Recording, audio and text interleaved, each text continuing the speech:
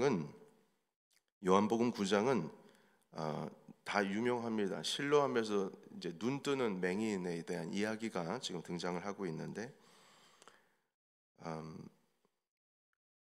우리는 그 어떤 그 상황을 판단할 때 그 선입견이라고 하는 시선이 늘 존재합니다. 이건 100%입니다. 선입견이 없다 하는 사람도 자기가 경험한 것이 있기 때문에 어떤 상황과 어떤 사건을 볼 때 항상 선입견이라고 하는 자기의 경험한 상황으로 그 상황과 사건을 이해할 때가 상당히 많이 있습니다. 그래서 똑같은 상황을 보고도 해석이 다 다를 수밖에 없습니다.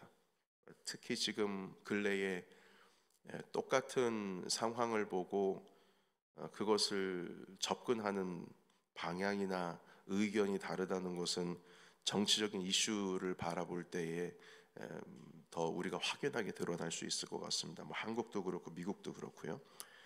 똑같이 일어난 상황인데 보는 사람마다 관점이 다 다르죠. 그런데 그 오늘 말씀이 읽은 그 실로암에서 눈을 뜨게 된 이 맹인에 대한 이야기를 보면 예수님의 관점과 그리고 제자들의 관점이 완전히 서로 다르다라고 하는 것을 오늘 말씀을 통해서 보여주고 있습니다. 예수님께 제자들이 묻습니다. 뭐라고 묻냐면 이 맹인이 태어날 때부터 앞을 못 보는 거린인데, 그러니까 그 길에서 이제 국어라는 사람입니다. 근데 이 사람이 이 눈이 어두워지게 된 것이 태어날 때부터 안 못 보게 태어난 것이 자기 자신의 죄 때문에 이런 일이 일어난 건지, 아니면 부모의 죄 때문에 이렇게 앞을 못 보게 된 것인지에 대해서 주님께 여쭈었어요. 근데 당시에 그렇게 질문하는 것이 전혀 이상하지 않는 것이, 그 성적으로 문란한 삶을 살았던 사람들의 자녀가 대부분 태어나면서 앞을 보지 못한 상태에서 태어나는 경우가 상당히 많습니다. 이것은 그 로마의 그, 그 황제 가족들 중에도 그렇고요. 그리고 고위층 관료들 중에도 자녀가 태어났는데 앞을 못 보아가지고 태어나는 경우가 상당히 많았습니다. 이때 당시에는 이제 당시에 세균이라는 개념이나 바이러스라고 하는 개념이 없을 때였거든요. 그러니까 이게 성적으로 문란한 삶이 간염으로 이어지게 되고 감염된 상태에서 자녀가 오염된 상태로 나오기 때문에 그 눈 속에 바이러스나 세균이 침범해가지고 태어나는 경우가 상당히 많습니다. 그래서 앞을 못 보고 태어나는 거죠. 그러니까 사람들은 생각하기를 이제 태어났을 때 아기가 앞을 못 본다 이렇게 되면 이 죄가 부모의 죄 때문일 가능성이 상당히 많다. 그 죄로 인해서 이렇게 된 거다. 이런 식으로 이제 해석을 하게 된 겁니다. 그런데 예수님 앞에서 제자들이 이 태어나면서 지금 날 때부터 앞을 못 보는 이 사람이 자기 자신의 죄 때문인가 아니면 부모의 죄 때문인가, 이걸 이제 예수님께 여쭙고 있는 겁니다. 그러니까 이런 질문은 과거를 살펴보고 지금 현재를 판단하는 거죠. 이 사람의 과거를 보고 현재를 판단하는 거예요. 그런데 예수님은 이 날 때부터 앞을 못 보는 사람을 판단하실 때, 보실 때 이 사람의 과거를 보지 않고 오히려 미래를 보고 현재를 해석합니다. 이 사람의 과거를 보고 현재를 해석하는 것이 아니라 미래를 보고 현재를 판단하십니다. 주님이 뭐라고 말씀하시냐면 3절의 말씀 같이 읽어볼까요? 3절 같이 읽겠습니다. 시작. 예수께서 대답하시되 이 사람이나 그 부모의 죄로 인한 것이 아니라 그에게서 하나님이 하시는 일을 나타내고자 하심이라. 아멘. 하나님의 일을 나타내고자 하셔서 이 사람이 지금 이 상태다, 이렇게 말씀을 하고 있어요. 하나님이 하시는 일을 나타내고자 이 사람이 이렇게 된 거다. 그리고는 이 침 섞은 진흙을 이렇게 침을 개가지고 눈에다 발라줬어요. 그리고 실로암에 가서 씻으라 했습니다. 그리고 이 거린이 그 실로암까지 가는데도 거리가 상당히 멀어요. 한 2-3km 정도 된답니다. 거기서부터 이제 가려면요. 그러면 앞을 못 보니까 어떻게 해가지고 실로암까지 가서 그 연못에 가서 눈을 씻었는데 눈이 밝아졌습니다. 회복이 되었습니다.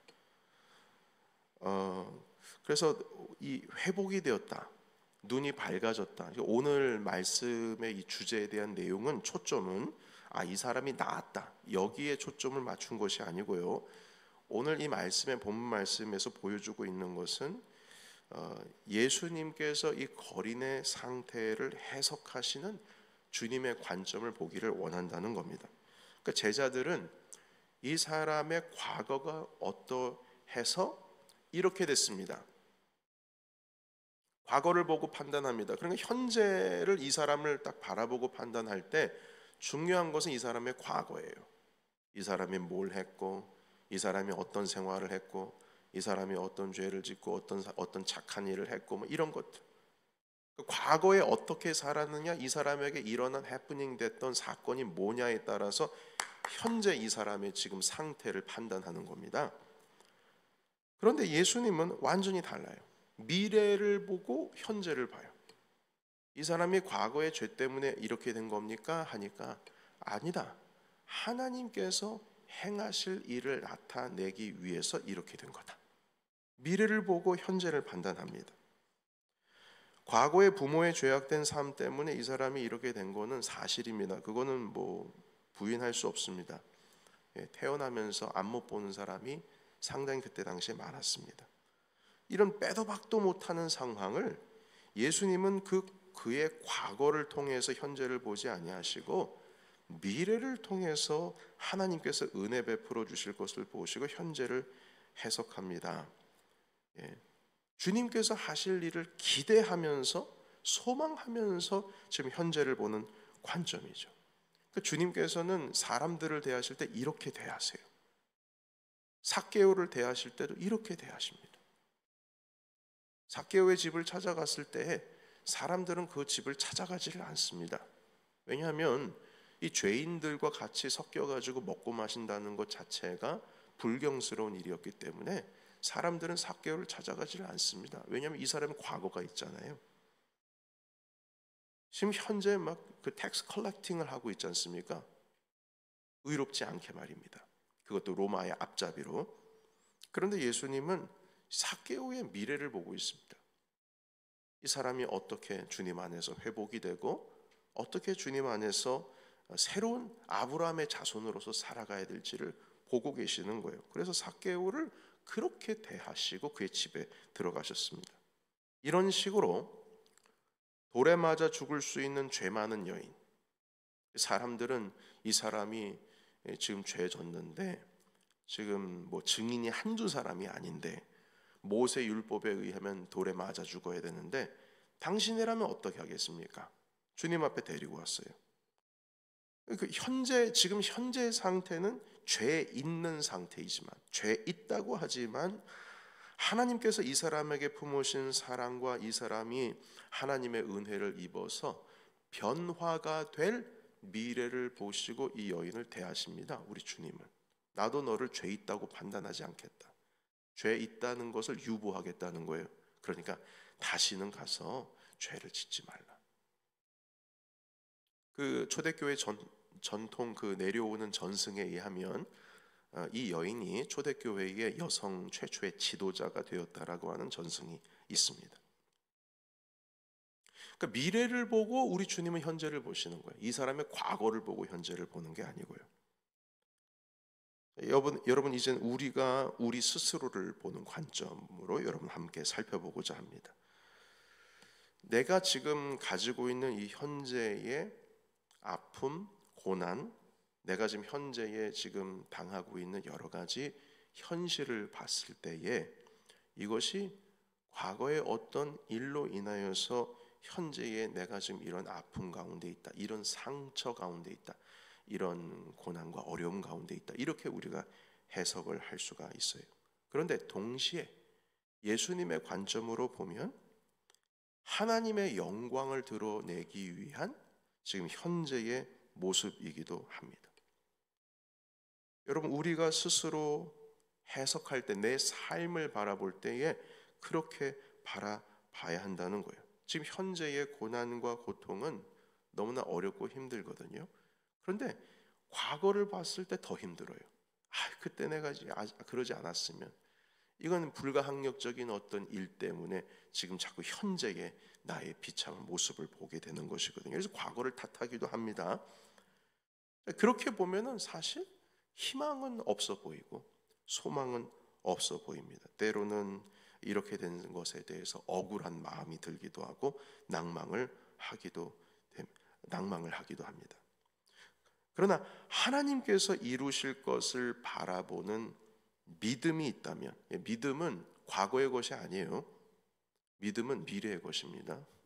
주님께서 나를 인도하시고 나를 구원하시고 나를 선한 길로 인도하시고 지금도 함께 하신다라고 하는 미래를 향한, 지금부터 일어날 일에 대한 놀라운 은혜의 순간인 것입니다. 물론 과거에 우리 예수 그리스도께서 우리를 위해 십자가 지신 그 놀라운 은혜를 생각을 하고 내가 믿는 거지만, 그런데 그 믿음의 삶 가운데 있는 이 소망이 있다 이 말입니다. 하나님께서 주실 복이 있고 주님께서 주신 상급이 있고 주님께서 이 땅 가운데 다시 오신다라고 하는 그 기대감이 있기 때문에 오늘의 믿음을 가질 수가 있는 것이죠. 여러분, 그래서 오늘을 나 자신을 바라보면서 해석을 할 때에 과거를 보고 해석하지 마세요. 나를 통하여서 놀라운 일들을 행하실 주님을 기대하고 오늘을 해석하시기를 주의 이름으로 축복합니다.